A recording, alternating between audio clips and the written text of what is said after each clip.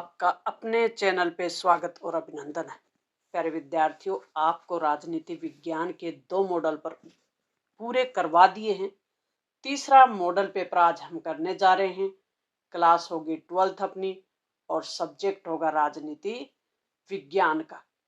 3.25 घंटे में आपको परीक्षा में हूबहू ऐसा पेपर शुरू आपको कंप्लीट करना है। कोई भी प्रश्न आपका छूटे नहीं। कौन सी स्ट्रेटजी आप अप्लाई करेंगे, किन बातों का आप परीक्षा हॉल में ध्यान रखेंगे, आपकी स्मार्ट स्टडी पे हम प्लान पहले ही बता चुके थे।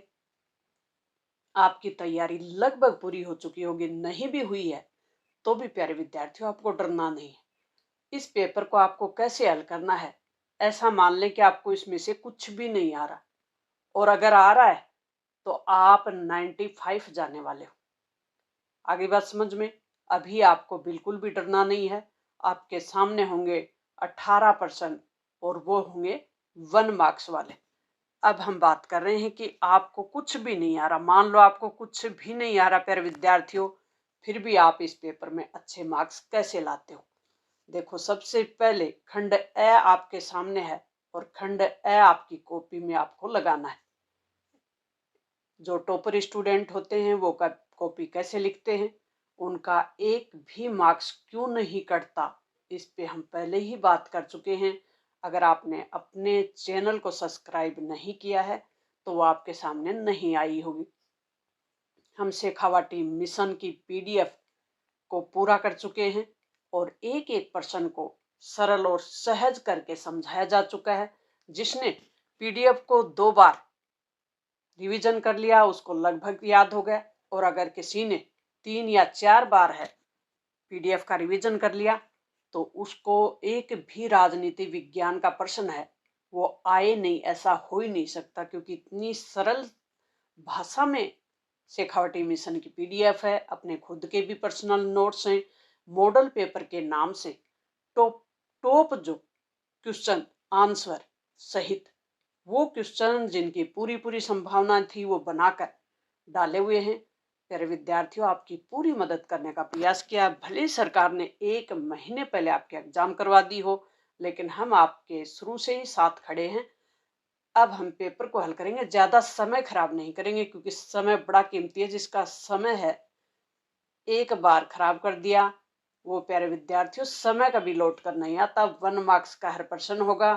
समय की कीमत सबसे ज्यादा होती है और समय को ध्यान रखते हुए हम आगे बढ़ेंगे। देखो, पहला प्रश्न है कि सोवियत राजनीतिक प्रणाली की धुरी कौन सी पार्टी थी। किसकी बात हो रही है? सोवियत संघ वाली पार्टी की। सोशलिस्ट पार्टी थी, प्रजा पार्टी थी, या समाजवादी पार्टी थी, या कम्युनिस्ट पार्टी थी? धुरी बताना। सोवियत राजनीतिक प्रणाली यानी सोवियत संघ की राजनीतिक प्रणाली जो पार्टी चला रही थी वो पार्टी बतानी। कौन सी पार्टी थी? Communist party. नेक्स्ट है, किस संधि द्वारा फरवरी 1992 में यूरोपीय संघ यू का गठन हुआ? वो संधि कौन सी थी? पेरिस, सागेन, मास्ट्रिच संधि या रोम संधि?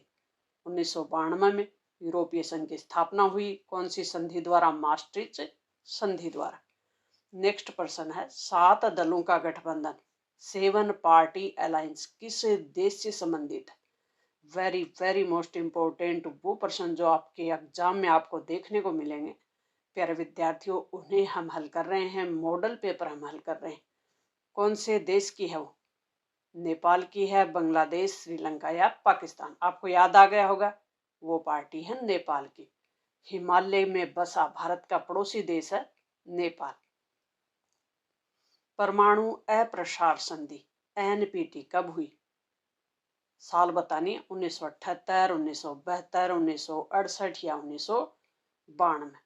एनपीटी कब हुई? 1998। अप्रसार यानी 68 ए आ रहा है ना इसमें भी, हिंदी में जब बोलते हैं अप्रसार याद आ जाएगा।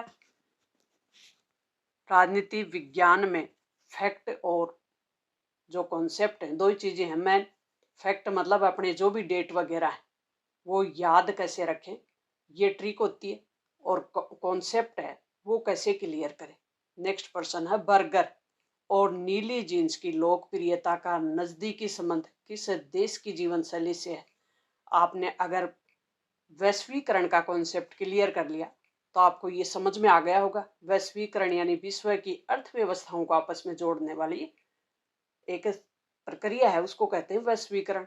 और उसमें राजनीति, समाज और सांस्कृतिक और विचार, वस्तु सबका प्रवाह होता है। तो जहाँ विचारों का प्रवाह हो, संस्कृतियों का प्रवाह हो, वहाँ बर्गर खाने की चीज़ है ना। पहले हमारे पूर्वज बर्गर नहीं खाते थे, नीली जीन्स भी नहीं पहनते थे, धोती कुर्ता पहनते थे। तो ये आई कहाँ से? किसी देश से तो आई है ना, अमेरिका से आई है। तो ये जीवन शैली से संबंधित है। तो अब बताना, ऑप्शन अपना क्या हो गया? अमेरिका हो गया। वैश्वीकरण के बारे में कौन सा कथन गलत है, ये बताओ। वैश्वीकरण के समर्थक है ना, वो तर्क देते हैं कि इसमें आर्थिक जो समृद्धि है वो बढ़ेगी। समर्थक तो तर्क देंगे। वैश्वीकरण के आलोचकों का तर्क है कि इसमें आर्थिक असमानता और ज्यादा बढ़ेगी। आलोचक बिल्कुल वो भी यही कहेंगे। वैश्वीकरण के प्रोकारों का तर्क है कि इसमें सांस्कृतिक समरूपता आएगी। और वैश्वीकरण के आलोचकों का तर्क है कि इससे सांस्कृतिक समरूपता आएगी। गलत है, वो ढूंढना है हमें। तो नेक्स्ट प्रश्न है कि निम्न में से किसका संबंध ट्रिस्ट विद डेस्टिनी से है? एक भाषण दिया था जैसे ही हमारी किताब शुरू होती है ना, कौन सी? स्वतंत्र भारत में राजनीति, पहला चैप्टर, उसकी शुरुआत में ये भाषण दिया हुआ है। किसने दिया था? पंडित जवाहरलाल नेहरू ने, देश के पहले प्रधानमंत्री। और कहाँ दिया था? संविधान सभा में। खुली प्रतिस्पर्धा और बाजार मूलक अर्थव्यवस्था के जरिए प्रगति के पक्ष वाली राजनीतिक विचारधारा को क्या कहते हैं? खुली प्रतिस्पर्धा करें, बाजार आधारित व्यवस्थाएं हों, व्यक्ति के कहने का मतलब समाज के हित में कोई बात नहीं हो, व्यक्ति की स्वतंत्रता की बात करें और धनी वर्ग की बात करें, वो विचारधारा है दक्षिणी पंथ। अगली बात समझ में, इसका उल्टा है समाजवाद, वामपंथ। तो अभी ये कौन सी है? खुली प्रतिस्पर्धा वाली और बाजार मूलक अर्थव्यवस्था वाली, दक्षिणी पंथ। नेक्स्ट प्रश्न है, बॉम्बे प्लान के बारे में निम्न में से कौन सा बयान है वो सही नहीं है? बयान यानी कथन सही नहीं है, ये बताना है। ये भारत के आर्थिक भविष्य का एक ब्लूप्रिंट था। इसमें उद्योगों के ऊपर राज्य के स्वामित्व का समर्थन किया गया था। इसकी रचना कुछ अग्रणी उद्योगपतियों ने की थी। इसमें नियोजन के विचार का पुरजोर समर्थन किया गया था। बताओ कौन सा है? वह ऑप्शन अपना सही है, क्योंकि नहीं है तो ये ऑप्शन सही नहीं है। बाकी सारे विचार हैं। स्वेज नहर के मुद्दे पर 1956 में मिस्र पर किस देश ने आक्रमण किया? वो देश था ब्रिटेन। नेक्स्ट है शिमला समझौते से। शिमला समझौता कब हुआ? बताओ कौन सी जुलाई थी? 2 जुलाई थी। साल थी 1972 की। याद आ गया ना? किसके बीच? 1971 का, जब बांग्लादेश को स्वतंत्र कराने वाला युद्ध हुआ था ना पाकिस्तान के साथ। उस युद्ध के बाद शिमला समझौता हुआ था। इंदिरा गांधी और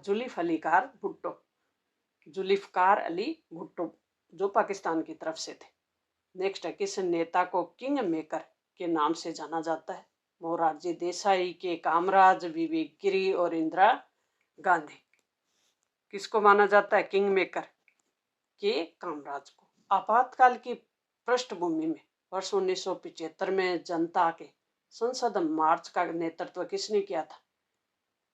राम मनोहर लोहिया, कर्पूरी ठाकुर या जयप्रकाश नारायण? किसने किया था? जयप्रकाश नारायण ने। निम्नलिखित को सुमेलित कीजिए। संपूर्ण क्रांति किसने की? जयप्रकाश नारायण ने।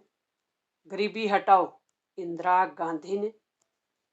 छात्र आंदोलन, बिहार का। रेल हड़ताल, जॉर्ज फर्नांडिस। इनमें से जो सुमेलित हो उसको मिला लें, वो ही अपना आंसर होगा। नेक्स्ट प्रश्न है कि बाम सेफ का निर्माण कब हुआ था? बाम सेफ का निर्माण बताना, साल बतानी। साल थी 1978 की। इनमें से कौन सा पर्यावरण आधारित आंदोलन है? किसान ताड़ी आंदोलन या चिपको या दलित पंथर? पर्यावरण, पेड़ पौधों को बचाने वाला, चिपको आंदोलन। सुंदरलाल बहुगुणा के नेतृत्व में हुआ था पेड़ों को बचाने के लिए। 1990 के मंडल कमीशन द्वारा अन्य पिछड़ा वर्ग हेतु सरकारी नौकरियों में कितने प्रतिशत आरक्षण की सिफारिश की गई? बहुत ही सरल प्रश्न है, कितने याद रखना है? 27%। भारत में गठबंधन की राजनीति की शुरुआत कब हुई? बहुत ही सरल प्रश्न है ये भी, साल थी 1989 की। अब प्रश्न हमारे सामने आ गए हैं, 6 प्रश्न 1 मार्क्स के और रिक्त स्थान वाले प्रश्न। सोवियत रूस में बोल्शेविक क्रांति जो कि 1917 में हुई का नारा क्या था, वो बताना है। दूसरा है दक्षिणी एशिया के केंद्र में अवस्थित वह देश जिसकी सीमा दक्षिणी एशिया के अधिकांश देशों से मिलती है।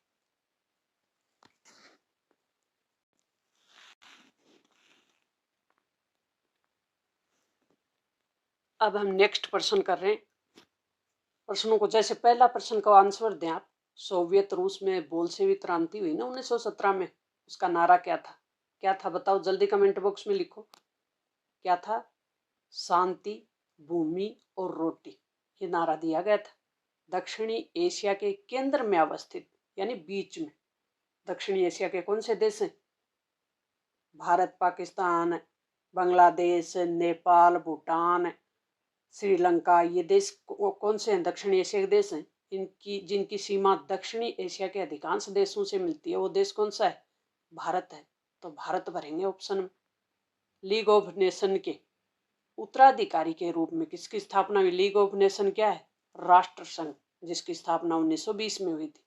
इसका उत्तराधिकारी कौन बना? यूएनओ, यूनाइटेड नेशन ऑर्गेनाइजेशन, संयुक्त राष्ट्र संघ। यूएनओ आंसर हो जाएगा।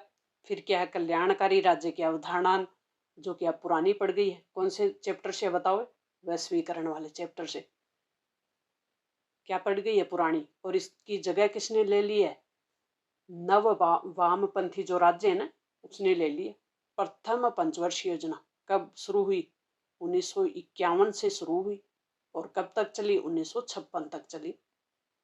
1975 के आपातकाल के समय भारत के राष्ट्रपति कौन थे? फखरुद्दीन अली अहमद। 12 प्रश्न है, ये भी 1 मार्क्स के ही है। तो छोटे प्रश्नों में बहुत छोटा आंसर देना है और स्मार्ट तरीके से। यूं की रिक्त स्थान वाला एक प्रश्न वहां कर दिया और एक वहां कर दिया। अपने ऑप्शन का और अपने आंसर का सही से आपको यूज करना है। खंड का बिल्कुल ध्यान रखना है। खंड यूं नहीं किया है कि ब मेर ब के से में कर दिए। नेक्स्ट प्रश्न देखो आपके सामने होंगे। कुल 12 प्रश्न 1 मार्क्स का ही होगा। ये भी बहुत छोटे आंसर देने। थोड़ी सी समझ आपने यूज कर ली तो आप बहुत अच्छा पेपर करके आओगे। देखो, मार्शल योजना कौन सी योजना है? मार्शल योजना जो कि यूरोपीय संघ बना था ना, उससे पहले दूसरा विश्व युद्ध जैसे ही खत्म हुआ तो अमेरिका ने जारी किया था कि मैं किसको, जो यूरोपीय कंट्रियां हैं ना जो तहस महस हो गई, उनकी जो अर्थव्यवस्था बर्बाद हो गई युद्ध में, उनका मैं पुनर्निर्माण करूंगा। इसके लिए एक योजना चलाई थी और यूरोपीय देशों को पैसा दिया था। उसी योजना का नाम है मार्शल योजना। जो जिस ये योजना गठित की थी, इनका हेड था वो मार्शल था। इसी के नाम पे योजना का नाम पड़ गया। भारत और सोवियत संघ के बीच 20 सालों के लिए एक मैत्री संधि हुई थी। उस पे हस्ताक्षर कब हुए थे? 1971 में। भारत बांग्लादेश ने गंगा नदी के पानी की हिस्सेदारी के लिए कब और किस संधि पे हस्ताक्षर किए थे? फरक्का नदी जल संधि। गंगा नदी पे हुआ था फरक्का के नाम से और साल थी 1996 की। 12 दिसंबर का दिन था और 30 वर्षीय संधि हुई थी। ये 2026 में पूरी हो जाएगी।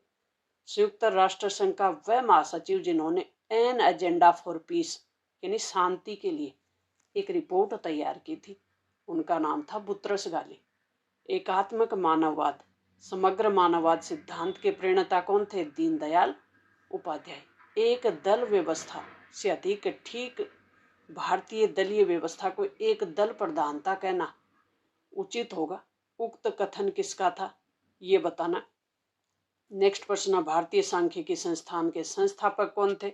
जो दूसरी पंचवर्षीय योजना के संस्थापक थे ना, जो यानी उसका फॉर्मेट तैयार किया, वही है। नियोजन से आप क्या समझते हैं? यानी प्लानिंग से जो तैयार की जाती है ना, प्लानिंग से देश का विकास करने के लिए एक फॉर्मेट तैयार किया गया था, उसको कहते हैं नियोजन। कम संसाधनों में बेहतर विकास करना। ऑपरेशन ब्लू स्टार कब? साल थी 1984 की, किसके द्वारा चलाया गया था? तो एक सैनिक अभियान था। उस समय देश के प्रधानमंत्री कौन थे? इंदिरा गांधी। 1989 के आम चुनाव सबसे बड़ी पार्टी होने के बावजूद विपक्ष में बैठने वाली पार्टी कौन सी थी? कांग्रेस थी, जिसने 191 सीटें ली थी और सबसे बड़ी पार्टी थी। फिर वे पूर्ण बहुमत नहीं आने के कारण विपक्ष में बैठना मंजूर किया था और यहीं से गठबंधन का दौर शुरू होता है। ये वो साल है महत्वपूर्ण जो देश में गठबंधन की शुरुआत होती है। मंडल अब मुद्दे से आप क्या समझते हैं? तो जो ओबीसी को आरक्षण दिया गया वही मुद्दा था मंडल, क्योंकि इसके जो अध्यक्ष थे बिंदेश्वरी प्रसाद मंडल, उन्हीं के नाम पे इसका नाम पड़ा था। चीन ने खुले द्वार की नीति कब और किसके द्वारा चलाई? दोनों बतानी है। नेता कौन थे उस समय, साल कौन से थे? खंड ब लगा दें अपनी कॉपी में और खंड ब के प्रश्न हल करने शुरू करें। प्रश्न संख्या 4 से 13 तक और 2 मार्क्स का होगा हर प्रश्न। सिंधु नदी जल संधि क्या थी जो 1960 में हुई थी ना, भारत और पाकिस्तान के बीच, वो बताने। ग्लोबल वार्मिंग क्या है? वैश्विक ताप वृद्धि होती है, विश्व पे इसका क्या प्रभाव पड़ा? और इसके 2 उदाहरण बता दें। आपके मतानुसार क्या भारत संयुक्त राष्ट्र सुरक्षा परिषद का सदस्य बनने की योग्यता रखता है? और इसके पक्ष में कोई 4 तर्क देने हैं आपको। तो भारत बिल्कुल सुरक्षा परिषद का सदस्य बनने की योग्यता रखता है। क्यों, ये बताना है। क्योंकि भारत सबसे बड़ा लोकतांत्रिक देश है। भारत संयुक्त राष्ट्र संघ के सभी शांति अभियानों में भाग लेता है। संयुक्त राष्ट्र और अंतर्राष्ट्रीय कानून हैं उनका पालन करता है। सबसे बड़े जनसंख्या वाला देश है। नेक्स्ट पर्सन, संयुक्त राष्ट्र संघ ने मूल वासियों को कब और कौन सी परिभाषा दी? तो साल भी बतानी और परिभाषा ही बतानी। भारत में लंबे समय तक कांग्रेस के दलीय प्रभुत्व के लिए उत्तरदायी कारण बताने, क्योंकि ये वो पार्टी थी जो कभी स्वतंत्रता आंदोलन लड़ रही थी। 1960 के दशक को खतरनाक दशक क्यों कहते हैं? क्योंकि इस समय वो घटनाएं हुई थी। 1960 का दशक किसको कहते हैं? 1960 से 70, 10 साल का जो पीरियड है ना, इसकी सब घटनाएं बता दें आप। तो राजनीतिक उत्तराधिकार का संकट, क्योंकि 1964 में पंडित नेहरू की मृत्यु, 66 में लाल बहादुर शास्त्री की मृत्यु, खाद्यान्न संकट और 2 विश्व युद्ध, 1962 का चीन के साथ, 1965 का पाकिस्तान के युद्ध साथ। तो इस प्रकार से ये खतरनाक दशक कहलाता है। 1969 का राष्ट्रपति चुनाव बताएं और किस संदर्भ में विशेष चर्चा करा? 1969 में तो जो अधिकारी के उम्मीदवार थे वो कौन थे? नीलम संजीव रेड्डी। और जो इंदिरा गांधी की तरफ से थे वो वीवी गिरी। और जीत भी कौन जाते हैं? वीवी गिरी। और ये कांग्रेस के विभाजन का सबसे बड़ा कारण बना था, इसलिए ज्यादा चर्चा में रहा। भारत में आपातकाल लागू होने के क्या कारण थे और सबक कौन से मिले? आपातकाल लागू है ना, होने के सबक कौन से मिले? कोई 2 सबक बताने। तो एक तो उस समय जो आंतरिक अव्यवस्था का प्रावधान था ना कानून में, संविधान में, वो हटा दिया गया 44वां संविधान संशोधन करके, और उसके स्थान पर बाह्य सशस्त्र विद्रोह शामिल कर दिया। और भी 1942 का जो अपना संविधान संशोधन था वो हुआ, और मतलब नागरिकों के अधिकारों को कैसे सपोर्ट किया जा सकता है, ये भी सबक मिला। क्षेत्रवाद क्या है? क्षेत्र विशेष की ही सोचें, पूरे राष्ट्र की नहीं सोचें तो क्षेत्रवाद हो जाएगा। इसके रोकने के 2 उपाय कौन से होंगे, ये बता दें। भारतीय राजनीति में गठबंधन का दौर कब और किन कारणों से चला? तो दौर तो बता ही दिया, साल कौन सी अभी बताई थी। और कारण क्या था कि कोई भी बड़ी पार्टी थी, कोई भी एक पार्टी को पूर्ण बहुमत नहीं मिलने के कारण क्षेत्रीय पार्टियों को शामिल करना पड़ा और गठबंधन का दौर शुरू हो जाता है। अब 3 मार्क्स के प्रश्न शुरू होंगे। खंड होगा स, खंड का विशेष ध्यान रखें, यूं नहीं कि खंड ए के ब में, ब के स में ऐसे कर दें। और इसमें अथवा वाले प्रश्न होंगे और ये आपके लिए बहुत अच्छा ऑप्शन है, क्योंकि जो भी आपको अच्छे से आता है। आसियान तेजी से बढ़ता हुआ महत्वपूर्ण गठन है, इसके पक्ष में तर्क दें। विजन 2020 बताएं, बहुमुखी प्रमुखता दी गई इस कथन के पक्ष में तर्क दें। आसियान की प्रासंगिकता बताएं। तो आसियान जो प्रश्न है इसको अच्छे से आपको क्लियर करना ही है। पृथ्वी सम्मेलन में पर्यावरण को लेकर साझी परंतु अलग अलग जिम्मेदारी को स्वीकार कीजिए। इस कथन की विवेचना कीजिए। बड़े प्रश्न, निबंधात्मक प्रश्न कैसे हल किए जाते हैं, ये पूरा आपको कंटेंट है वो समझाया हुआ है। और वेरी वेरी मोस्ट इम्पोर्टेंट जो प्रश्न है वो भी करवाए हुए हैं। तो प्यारे विद्यार्थियों, अब तक भी अगर आपने चैनल को सब्सक्राइब नहीं किया और अपने दोस्तों तक शेयर नहीं किया तो जरूर करें और फायदा लें।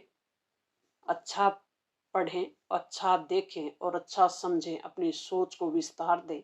एजेंडा 21 क्या है और ये कब पारित हुआ?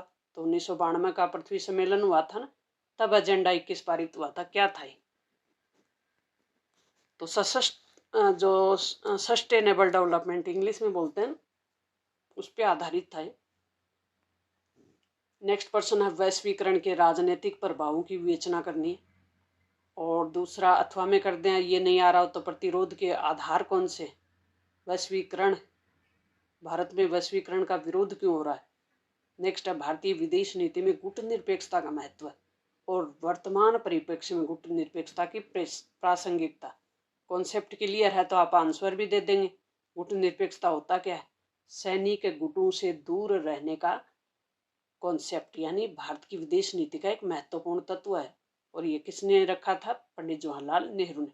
भारत पाक संबंधों की समीक्षा कीजिए। भारत और पाकिस्तान के बीच संबंध कैसे हैं और किस प्रकार के? क्या सौहार्दपूर्ण संबंध हैं या मित्रता वाले? नहीं है। तो मित्रता वाले नहीं हैं तो कारण क्या है, वो कारण बताएं। सीमा विवाद है, कश्मीर विवाद है और नदी जल विवाद है, सिंधु नदी वाला इन्हीं के बीच है, दोनों के बीच। नेक्स्ट खंड अपना 10 शुरू होगा। 4 मार्क्स का 1 प्रश्न है, इसमें भी अथवा वाला ऑप्शन है। और अथवा वाले को अच्छे से ध्यान से देखें। अंतर्राष्ट्रीय स्तर पर खतरे के नए स्रोत कौन से? वर्तमान संदर्भ में सम्मिलित करते वर्णन करें। खतरे के वर्तमान स्रोत कौन से हैं वो बताने। नेक्स्ट, ये नहीं आ रहा तो ये कर दे, सुरक्षा का बुनियादी अर्थ क्या है? खतरे से आज़ादी। फिर इसकी परंपरागत अवधारणा बता दे तो कर लेंगे। तो आप, राज्य पुनर्गठन आयोग का गठन कब हुआ? 1953 में हुआ। इसके प्रमुख कार्य और सिफारिश बतानी। बहुत छोटा है, बहुत सरल भी है और सटीक भी है। आराम से 4 नंबर दिला देगा। स्वतंत्रता के पश्चात रजवाड़ों का विलय किस प्रकार किया गया? 565 रियासतें थी तो 565 में से लगभग रियासतें सहमत हो गई थी, आपको ध्यान है ना? तो बची थी 3-4, जो जूनागढ़, हैदराबाद और जम्मू कश्मीर। ये हैदराबाद और मणिपुर के संदर्भ में बताएं। मणिपुर का विलय कैसे किया गया, हैदराबाद का विलय कैसे किया गया? ध्यान आ रहा है ना आपको? वो बताना है। हैदराबाद में एक सैनिक कार्रवाई की गई थी क्योंकि वहाँ का निजाम था, वो वहाँ की जनता को परेशान कर रहा था। एक सैनिक आर्मी भी उसने बना रखी थी रजाकार नाम से, वो बता दे। और मणिपुर, जो कि सबसे पहले वयस्क मताधिकार के आधार पे वहाँ निर्वाचन हुए थे और वहाँ की विधानसभा गठित थी, तो विधानसभा को सहमत कर लिया भारत सरकार ने और मणिपुर को शामिल कर लिया।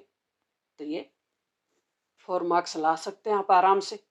विश्व के राजनीतिक मानचित्र में सभी जगह भरी हुई है और आपके लिए डाली हुई भी है। England, Afghanistan, Poland, Georgia, Uruguay, मिस्र, भारत और लिथुआनिया, ये अपने मानचित्र में बिल्कुल आपको भरवा दिए हैं। और प्यारे विद्यार्थियों, मिलते हैं नेक्स्ट और महत्वपूर्ण कंटेंट के साथ अगले विषय के साथ। तब तक थैंक्स। दोस्तों के साथ शेयर कर दे।